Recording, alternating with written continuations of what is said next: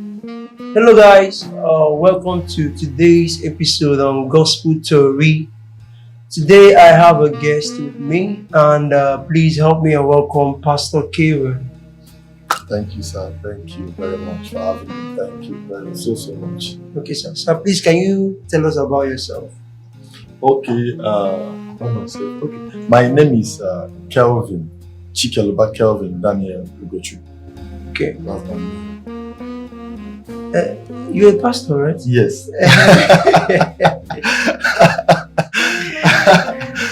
So I was waiting for that moment you tell us, not just the name. Okay. My name is Pastor. My name is Pastor Kelvin Okay. Chikeluba Daniel Ugochu. Okay, sir. That's my name, sir. Okay, sir. Okay, I can remember vividly. Last 2 years, there was a movement you started. Yes. Vision. Vision Worshipers Worshipers. Network International. Yeah. Okay, let's start with that. Okay. How did you generate that idea, and what was your motive? Okay, I would say that that was 2015. The Lord started leading me towards the direction of majorly then the youths. So then the fire kept on increasing, and February we got the leading to open this vision, to establish this vision and make it a reality. And when we opened it, we were channeled to majorly the then the vision was to depopulate Hell Mission Okay. and increase God's kingdom. Okay. We see a lot of youths and all that. We see a lot of people channeling their God's given talent Yeah. into the moving to the wrong direction. Yeah. So the vision was just a tool, just an avenue Just to get pull them. them, yes, Okay. to pull them out from the enemy, depopulate Hell Mission and increase God's kingdom. That's powerful. You also play sax. Yes, sir. I was thinking that maybe the idea was bring them in with the idea of teaching them. Yes. No, it was part of it. The truth of the matter is that come in with whatever you think you can do. Yeah. Right? Though music was already on ground, it was Yeah. a platform because I play keyboard, play sax, play guitar, play. How did you sometimes that's the way visions work. It Yes. works with what you have. Yes. So how did you plan it before? Did you plan it before? Learning all these things so that when you will use it to get this people, or it was just developing from stage to stage. Yeah, okay. Let me say that God has planned it. Yeah. God is the root of all these things. When we were into this, we never knew it would result to this. Okay. We never knew we could use it as a platform to do ministry. All right, but when the call came, when the reason to establish such a thing came, we have to use what we have, To all right, get them. to get the people. That's good. That's powerful. Okay, sir. Let me start with this. How did you move from being a gospel singer to a pastor? It has been like a trend. It's as if once you are a gospel artist, the next level is becoming a pastor. So how did this movement take form? And how did you switch? Okay, I would actually say that trend is not the majorly the way people are saying. It's not true. Okay. All right. Truth of the matter is that whoever that has a pastoral calling has already been established before the person was born. Okay. All right. So whatever that happened or whatever moving from this to this is just because God has planned it to be that way. It has already been orchestrated by God that this is how this is going to be. This is how this is going to look like. I don't know if you get what I'm saying. Yeah. So it's not a thing It's like a process. yes, it's a process. So it's not a thing of I'm a singer, all of a sudden I became a pastor. I'm a keyboardist, all of a sudden no. That mindset is not from God. Okay. Okay. So the thing is a personal conviction. Yes. It's not just like a personal conviction. You can say that anyway. but it's not like a personal conviction. It's a divine orchestration. It's a divine conviction. Before yes, your existence. yes, before the existence. Okay. The person has been ordained to. Remember what God told Jeremiah. I've ordained you in the womb. Yeah. So before you came into existence, you have been there. We know that this is who you are. So Right. so now when you are just a singer, it's God was actually molding a person. Thank you. Thank you. Yes. So thank you. the let me say that the, the music part was just a kind of like, bring you to the scene Yes. and then now unveil that. Yes. thing. Yes. So let me ask you, when did you get convinced exactly now? Since this is a trend, sometimes when people switch to that pastoral work, we start saying, we know. You get, but individually, when did you know that it is time to move? All right. I would say that it is like I've said before. I said it is divine.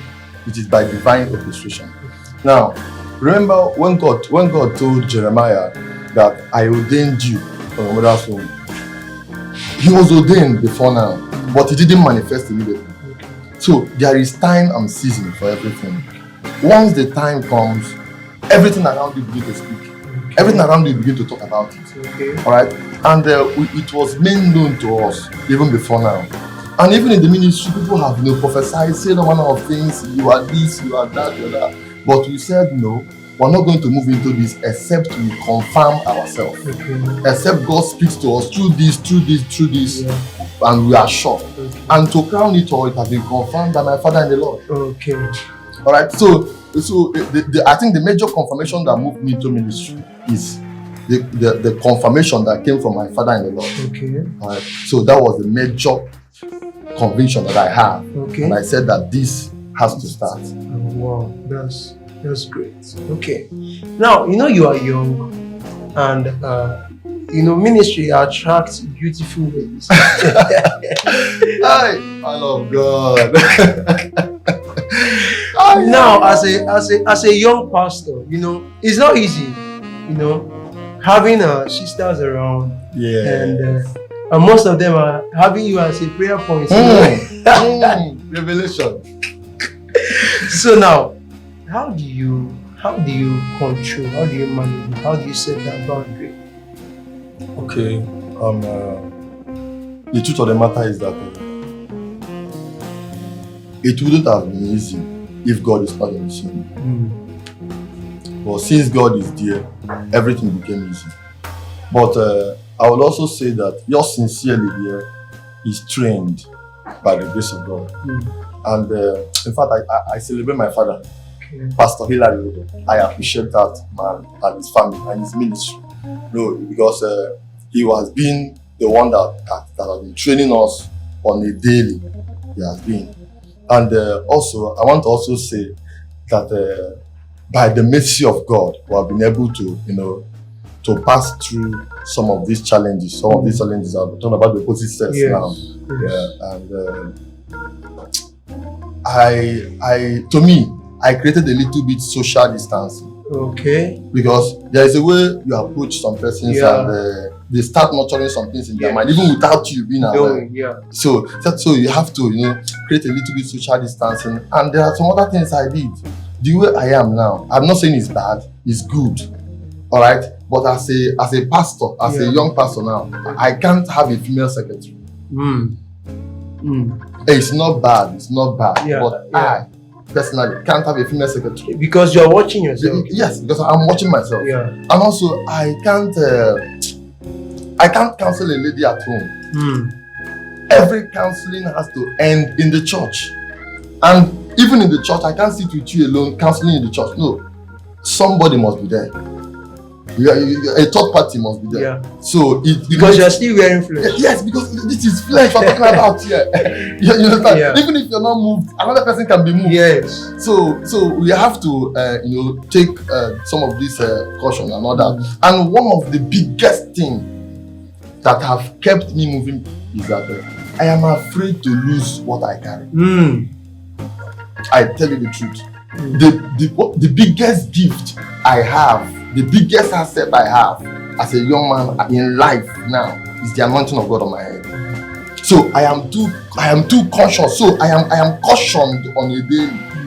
Every day of my life, I look at my life, I say, how can I lose this oil of God on my life? For just a pleasure, for just a 5 minutes, 10 minutes, and all that. So with that in mind, I discipline myself daily. Yes. Wow. Okay, sir. Can you share with us some of the challenges you faced as a young pastor? As a young pastor in the environment where we happen to see ourselves, we have seen a lot of things, a lot of challenges coming from fathers, even fathers that we are looking up to, has come from them. And I like to tell you, a pastor have sent me out of the church. Wow. Sent me out with police out of the church. So we have seen sent off, we have seen critics. What have we not seen? We have seen somebody seeing us as a threat in his ministry. No, the person seeing you as a threat, did you start ministry before him? Not at all. This is someone that has started ministry even before we started. Seeing us as a threat, just out of the commission with police. A pastor even arrested me in the church, inside the service. The service was on, arrested me inside the service for no just cause. Arrested me. This is the kind of things you will see, and it is so discouraging. But because we know where we are going, we can't be frustrated.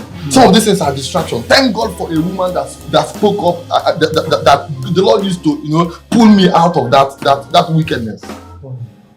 So the pastor intentionally arrested you? Intentionally arrested me. It's not a joke. The service was they scattered the service. But one of the things I understand from that is this: he is not the owner of the commission. All right, he's just a resident pastor. If he's the owner of the commission, he may not have tried that. In the middle of the service was on, everybody was lifting up their holy hands. Police came in. Wow. Was dragging me.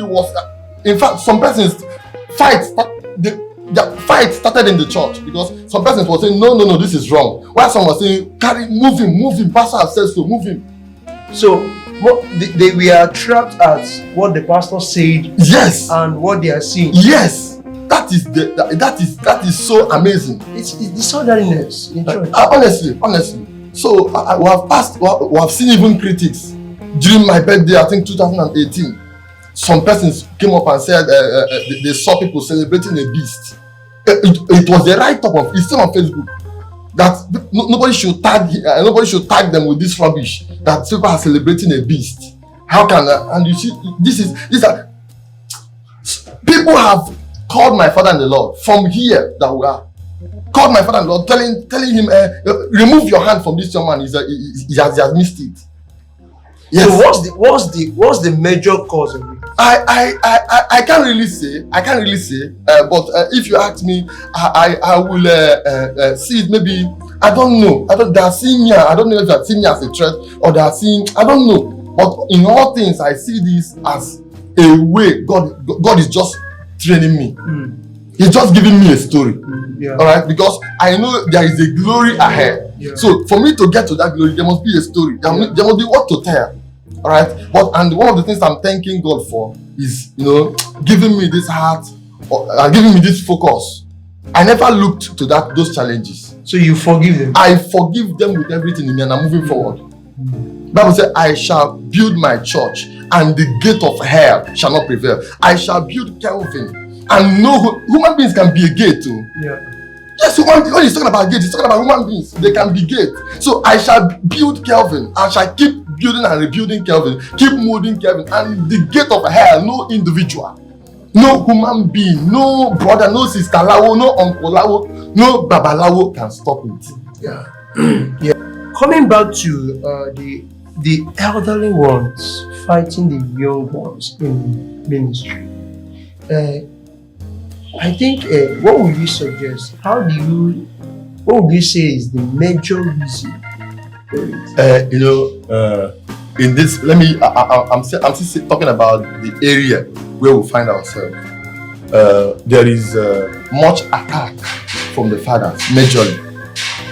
Please, this is my experience. All right, to me, there has been much attack to the upcoming pastors and even upcoming artists, musicians.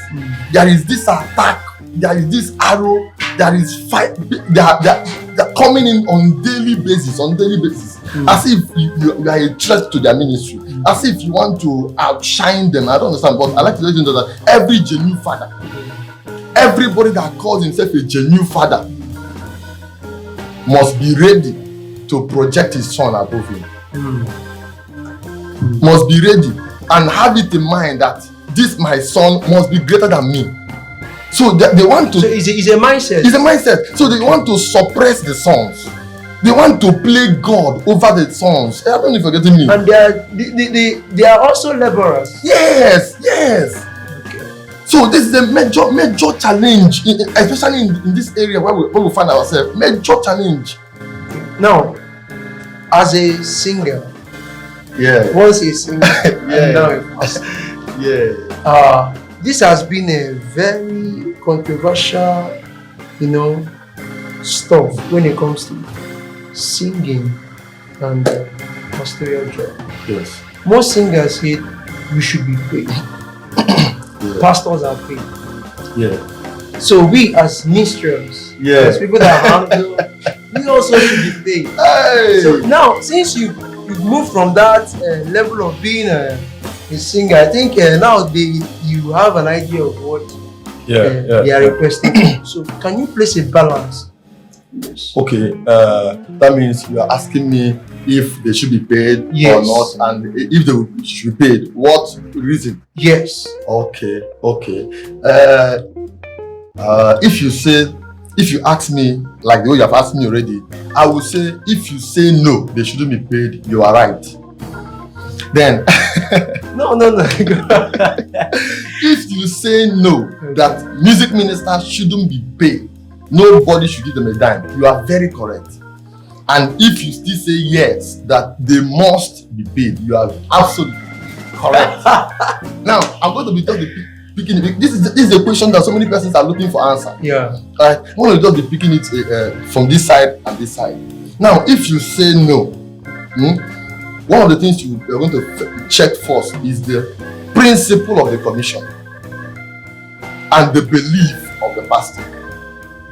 Alright, you're not going to kill the pastor because he said you're going to tag him a wicked man, you're going to tag him a wicked soul because he has said that these people, no, he's understanding it from this aspect that these people shouldn't be paid. So it is his thought, maybe it is the standard of the commission that nobody should be paid. And even if they are not taking care of the instrumentalists, they are still right. Now there are some other persons that will say, we are not paying instrumentalists, but they are taking care of the young man's or the lady's house rent. Alright, they may be taking care of their financial challenges, but to call it a payment in the church is anti-commission, according to that commission. Alright, so I'm not going to say they are bad people. No, there are some that have refused to pay because of the commission and because of the way they see things. It's less of them, and there's some that have refused to pay. Alright, and they are still helping in other financial matters concerning those instrumentalists. Now, but I'm going to answer it in this aspect now.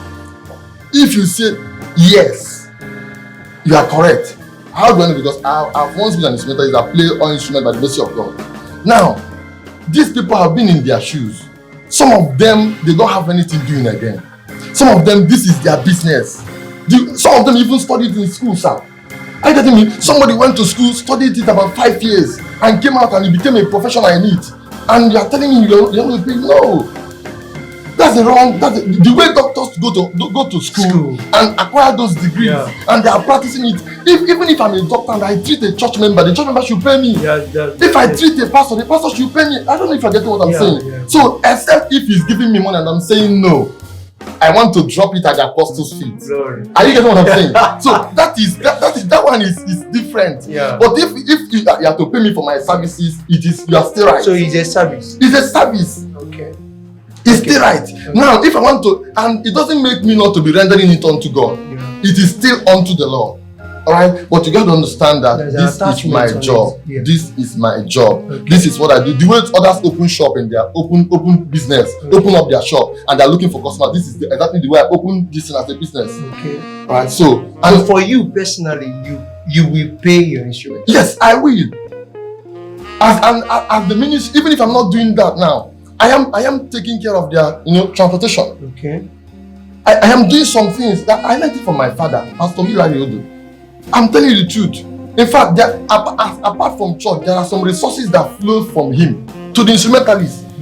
That was why a pastor came to him and was asking him, I've been in this town before you. And all of a sudden you are, boom, instrumentalists everywhere. What is your secret? And he laughed. He said, it is well. That is the only thing he told him, it is well. So you pray them, you encourage them. Once in a while, They get committed to that. the way you produce pastors every year, at least produce one musician. It will encourage others upcoming, saying, wow, this man have us in mind. Yeah. He's not a one-side man. Because if you check, most of the secular singers, they are once in choir. Yes, that is the major challenge. Alright, that is the issue. Some churches don't believe in paying them. And you can have their services. Okay. It has been an awesome Honestly. time. It has been an awesome time. Okay, before we go, let me ask you this, sir. What would you tell a gospel artist that is having this, it's like, I'm called. I'm called into ministry. And, he's trying to know if we can venture into it or should I remain as a singer? What would you tell that person? Okay. First of all, one of the things somebody that desire to be a pastor, it doesn't end by desiring it. All right. It's not what you just desire and all of a sudden you see it happen. No. I believe you must ask God, where are you leading me to? This belief that if you come from singing, you move into a pastoral, it's not a very good, healthy belief. Yeah. All right. So you ask God. Every manufacturer, sir, has a reason for what he manufactured. So you move to your manufacturer, ask him, what are you saying over my life? Am I called into pastoral ministry? Yeah. I don't want to move into it because OKK is there. Yes. I don't want to go there. The spirit of confusion has confused people. Yeah. So even in business, you see somebody that is selling, all of a sudden you saw that this person is selling a gala, doing very well, wants to move into it. No, it doesn't end by desiring to sell gala. It is by asking God, am I destined to do this? And if you are destined to do it, just keep calm. One of the first things you're going to do, get a father. Let somebody give birth to you. Let somebody nurture you. Grooming. And watch you grow. I've seen so many premature ministers. They just wake up and open the ministry. All of a sudden, They vanish. they vanish. You start looking for them. Okay. Alright. So get a father first. Get a father and be nurtured. I hope you guys are enjoying the session. Okay. Yeah. Thank you very much for coming to the show. Thank you, sir. Thank you very much. I really appreciate it. Thank you, sir. Now, one thing I want you to do, if you have any question, please use the comment box and don't forget to subscribe to this channel. Thank you for being part of the show. God bless you, sir. Can you just say Thank you very much. Thank you very much. And I will assure you that whatever question you ask, by the mercy of God, it must be answered correctly. God bless. cheers? God bless.